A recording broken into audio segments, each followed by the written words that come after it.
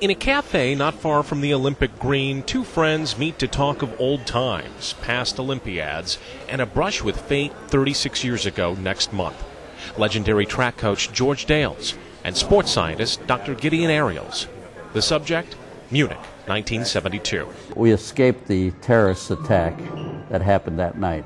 The two were in Munich that year taking part in a symposium tied to the Games. As it happened, the two were invited to a party with the Israeli athletes in their Olympic Village apartment.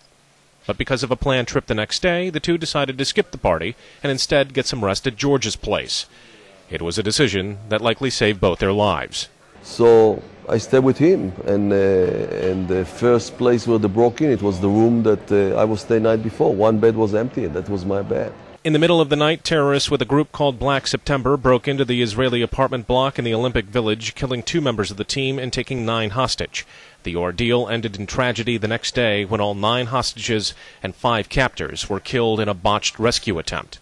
So many of our friends were involved. Of course, we went to the field and we cried, and with all the Israelis, I knew them all. I mean, they all were my friends.